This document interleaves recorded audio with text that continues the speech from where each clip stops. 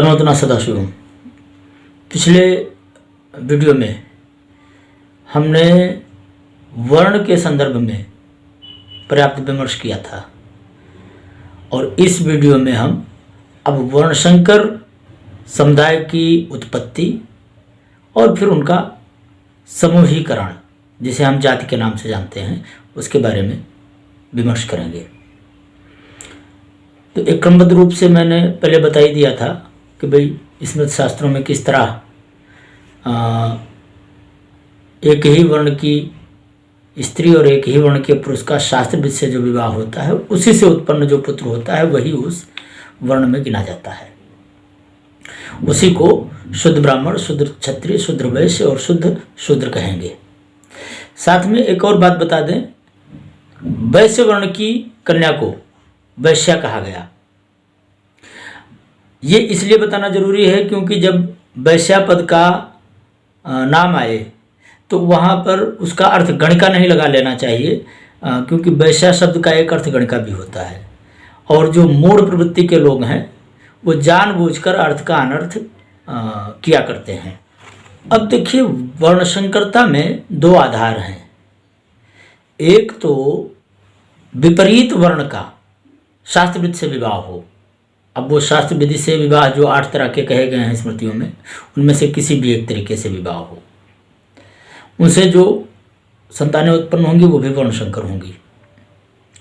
और किसी भी प्रकार का व्यभिचार, क्योंकि व्यभिचार की 2-3 अवस्थाएं हो सकती हैं। एक तो विवाह पूर्व स्वेच्छा से ही लड़का और लड़की आपस में शारीरिक संबंध बनाए और उससे संतान उत्पन्न हो जाए, ये हुआ विवाह पूर्व व्यभिचार करना। तो व्यभिचार की दूसरी अवस्था ये भी हो सकती है कि विवाह के बाद भी कोई पुरुष अपनी ब्याहता स्त्री को छोड़कर किसी अन्य स्त्री के साथ संबंध बनाए, अथवा कोई ब्याहता स्त्री अपने ब्याहता पुरुष को छोड़कर किसी अन्य के साथ संबंध बना ले, ये भी व्यभिचार है। और तीसरी अवस्था व्यभिचार की है कि भाई कोई भी व्यक्ति अपने आसपास के समाज में किसी को बहलाकर, फुसलाकर, धोखे से, डरा धमकाकर, जिसे हम छल से, बल से कह सकते हैं, इस तरीके से शारीरिक संबंध बनाए, वो भी व्यभिचार कहते हैं। तो व्यभिचार की श्रेणियां 2-3 अलग अलग हो सकती हैं, लेकिन वस्तुतः वो है सिर्फ व्यभिचार। तो वर्णशंकरता के 2 आधार हैं। एक तो भिन्न वर्णों में विवाह संबंध, दूसरा व्यभिचारज संतानें। ये दोनों ही वर्णशंकर होंगी, लेकिन इन दोनों ही वर्णशंकर संतानों के बीच एक मौलिक अंतर है कि भाई एक समाज की व्यवस्था के अंतर्गत स्वीकृत वर्णशंकर व्यवस्था है और एक जो है पूरी तरह अस्वीकृत वर्णशंकर व्यवस्था है। तो जो अस्वीकृत वर्णशंकर व्यवस्था है उसे शास्त्रों में नीचतम कहा गया है, अधम कहा गया है, और जो वर्णशंकरता कहा है वो तो नीच है ही। अब इसमें वर्णशंकरता को नीच और अधम करने के पीछे जो तर्क है वो बड़ा सीधा साधा है कि भाई अगर इन शब्दों से इन्हें थोड़ा सा हीनत्व दिखाएंगे तो लोग वर्णशंकरता से बचेंगे। उसके पीछे वर्णशंकरों को पीड़ा देने का भाव नहीं है। समाज में वर्णशंकरता का प्रसार न्यूनतम हो, इसके लिए वर्णशंकरों को नीच और अधम कहा गया है। अच्छा, उसके बाद अब देखिए जो जातियां हैं, इन जातियों का जो नामकरण किया गया या फिर उनको जो सामुदायिक वर्ग में बांटा गया, वो व्यवसाय के आधार पर बांटा गया। प्रत्येक जाति को एक निश्चित व्यवसाय दे दिया गया, क्योंकि ये प्रकृति का सहज गुण है, इससे बचा नहीं जा सकता। तो फिर ऐसी संतानें जो वर्णशंकर होंगी, क्योंकि वो मुख्य धारा में सम्मिलित नहीं हो सकेंगी, क्योंकि उन्हें पैतृक व्यवस्था के अधिकार नहीं मिलेंगे। अब आजकल की तरह का तो समाज था नहीं कि एक आदमी अरबपति है या केंद्रीकृत शिक्षा प्रणाली है। कोई वर्णशंकर किसी अनाथाश्रम में जाकर भी पल सकता है। भारतीय परंपरा में वृद्धाश्रम और अनाथाश्रम जैसी व्यवस्थाएं आपको शास्त्रीय व्यवस्थाओं में नहीं दिखेंगी। यह सब मान्य कहाँ था? आसुरी सभ्यता में। तो असुरों में इस तरह की, चूंकि जो अंतर है सनातन धर्म में भी वो देवों और असुरों का अंतर है। तो दैव संस्कृति में आपको वृद्धाश्रम और अनाथाश्रम जैसी कल्पनाएं नहीं मिलेंगी, क्योंकि वहाँ पहले से ही एक कठोर अनुशासनिक व्यवस्था थी कि समाज का पतन होने ही ना पाए। तो विवाह के 2 प्रकार हैं, अनुलोम क्रम और प्रतिलोम क्रम। अनुलोम क्रम का मतलब वही हुआ कि भाई एक शुद्ध वर्ण दूसरी शुद्ध वर्णा स्त्री के साथ विवाह करे, ये अनुलोम क्रम है। तो इससे जो संतानें उत्पन्न होंगी वो शुद्ध वर्णा होंगी, कुलीन कही जाएंगी। और दूसरा है प्रतिलोम क्रम कि भाई अपने से एक वर्ण नीचे या 2 वर्ण नीचे या 3 वर्ण नीचे जब विवाह होगा तो इसे प्रतिलोम क्रम कहा जाएगा। इसी तरह अपने वर्ण से 1 वर्ण ऊपर, 2 वर्ण ऊपर, 3 वर्ण ऊपर जो विवाह होगा वही प्रतिलोम कहा जाएगा, क्योंकि वो वर्णांतर है। तो जब वर्णांतर विवाह होगा तो उससे प्रतिलोमत संतानें होंगी। और एक तीसरी अवस्था है, वर्णों में ब्रात्य वर्ग है। ब्रात्य वर्ग का मतलब जैसे कि कोई ब्राह्मण का बालक यदि उसका उपनयन संस्कार आदि ना किया जाए, जो वर्णबोधक संस्कार हैं, जो द्विजत्व से संबंधित संस्कार हैं, ना किए जाएं, अथवा कोई व्यक्ति उन संस्कारों को छोड़ दे, अपना वर्ण धर्म त्याग दे, इन दोनों को ही ब्रात्य कहा जाता है स्मृतियों में। माने धर्म को छोड़ देने वाला अथवा वर्ण धर्म से निष्कासित।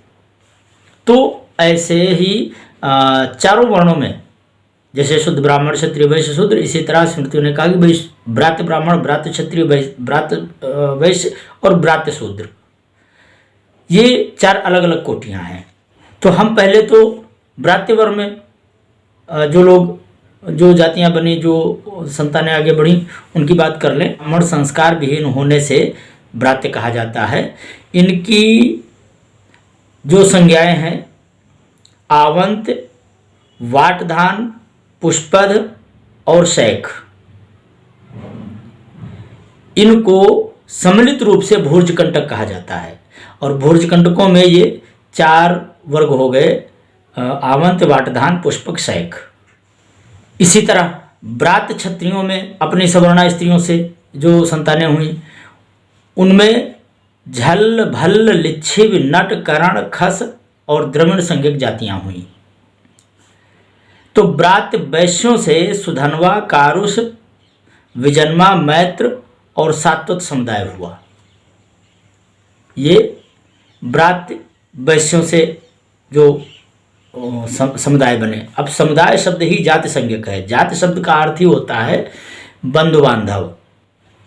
अब शूद्र शब्द का जो वर्तमान विभिन्न जातियों से तो कोई संबंध है नहीं, ये मैं पहले ही कह चुका हूँ। अब देखिए वर्णशंकर जातियाँ, किस वर्ग की वर्णशंकरता है तो उसकी क्या संज्ञा है और उसको किस जाति के अंतर्गत रखा गया है, तो उनकी आजीविका क्या है। ब्राह्मण पुरुष और वैश्य कन्या से उत्पन्न जो संतान है उसे अंबष्ट कहते हैं, और इनका काम है चिकित्सा, काष्ठकर्म और शस्त्र निर्माण। ब्राह्मण पुरुष और शूद्र कन्या से जो उत्पन्न हुआ उसको कुछ निषाद या फिर पाराशव कहते हैं, इनका काम था मछली मारना। क्षत्रिय पुरुष और शूद्रा कन्या के द्वारा जो उत्पन्न हुई वर्णशंकर समुदाय, उसे उग्र कहा, और ये बिल में रहने वाले जीवों को मारने वाले अथवा फिर राजाओं के चौबदार, ये इनकी आजीविका।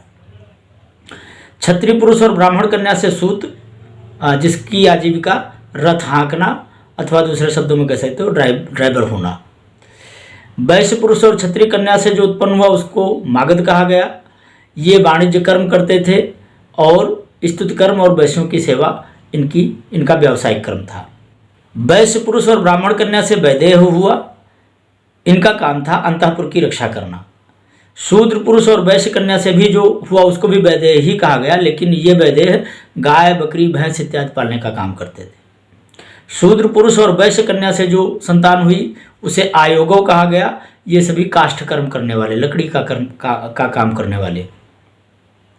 वैश्य पुरुष और क्षत्रिय कन्या से जो संतान हुई उसे भी आयोगो ही कहा गया, और ये सब रंग रेजी का काम करते थे। वो चाहे रंग लकड़ी पर चढ़ाना हो, चाहे मकान पोतना हो, और चाहे कपड़ों को रंगना हो।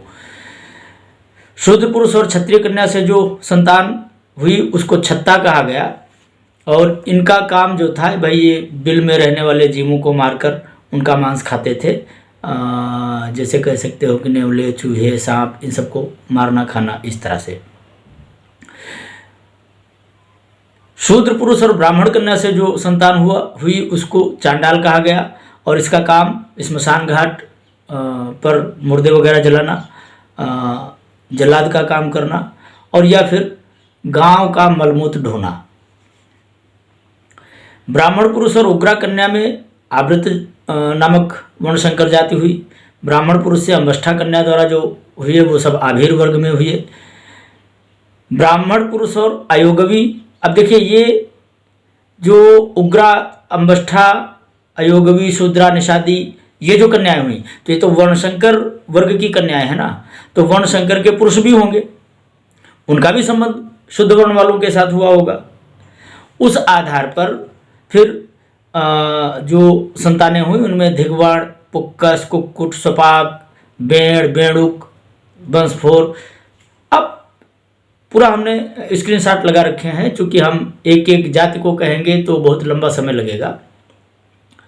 मेरे कहने का मतलब यह है कि कुल मनुस्मृति से लेकर पाराशर स्मृति तक जो 20 स्मृतियां आज प्रकाशित हैं, जलाने को तो उठाकर मनुस्मृति जला दी, अरे भाई मनुस्मृति कोई अंतिम स्मृति नहीं है ना, 20 स्मृतियां हैं, और 20 स्मृतियों में समय समय पर जातियों का संशोधन और परिमार्जन भी होता रहा है। तो आप स्क्रीनशॉट में देख रहे हैं कि भाई किस स्मृति में कौन से वर्णशंकर वर्ग को किस जाति में रखा गया। तो कुल मिलाकर जो हमारी अभी तक उपलब्ध प्रकाशित स्मृतियां हैं, इनमें अगर कुल मिलाकर देखें तो सनातन संस्कृति में मात्र 71 जातियों का उल्लेख है। अब आज जो 3000, 5000, 7000, 10,000 वर्ग बन गए हैं, ये स्मृत काल तक तो नहीं थे। हाँ, स्मृत काल के बाद भी समाज में संशोधन परिमार्जन होता ही रहा होगा, क्योंकि संसार तो एक निरंतर गतिशील प्रक्रिया है, और ये जातियाँ वर्ण से संबंधित नहीं हैं, वर्ण संकरों से संबंधित हैं। चूँकि मनुस्मृति प्रारंभिक स्मृति है, मौलिक संविधान ग्रंथ की तरह। शेष स्मृतियाँ समय समय पर जिस तरह आज संविधान संशोधन होते हैं, इसी तरह देश काल और परिस्थिति सापेक्ष समय समय पर कुछ पुराने जातियों का निवारण हो गया होगा, कुछ नई जातियां बन गई होंगी, कुछ नए वर्ग समूह बन गए होंगे, तो इस तरह व्यवसायों का भी परिवर्तन करना पड़ा होगा।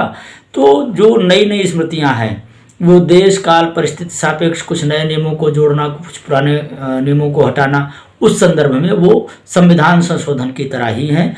और उन स्मृतियों का जो काल रहा हो, हमारा यहाँ पर इस वीडियो में किस स्मृति का कौन काल है ये विवेचन करना हमारा उद्देश्य नहीं है। मेरा मतलब है कि वो जिस काल की नहीं हो, अथवा संविधान संशोधनकर्ता जो ऋषि है वो जिस देश विशेष का वासी हो, जिस प्रदेश विशेष का वासी हो, वहाँ की जो क्षेत्रीय अनुशासनिक व्यवस्था है उसमें उसने जो परिवर्तन किए हों, वो सभी उन्हीं संदर्भों में अध्ययन योग्य हैं, जिस तरह हम आज भारतीय संविधान के विभिन्न संशोधन देखते हैं। अब देखिए, वर्ण संकरता सहज प्राकृतिक तत्व है, लेकिन मानव समुदाय का विभाजन आजीविका के आधार पर किया गया है।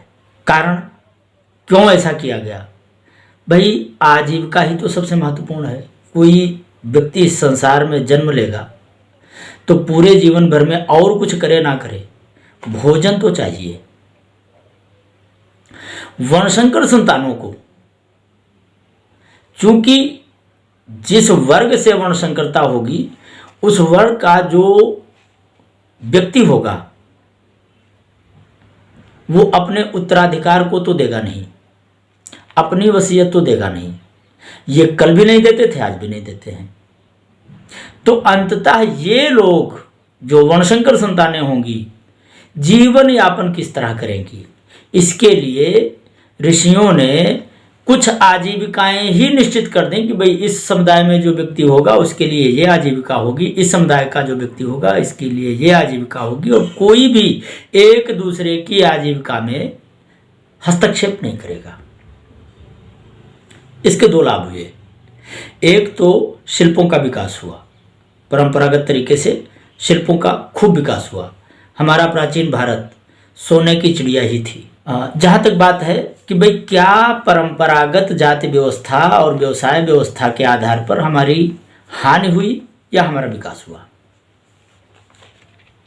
तो दक्षिण भारत के जो मंदिर है ना, उनमें तकनीक का स्तर देखकर अनुमान लगाया जा सकता है, क्योंकि तब जब वो मंदिर बने तब समाज जाति व्यवस्था में बटा हुआ था।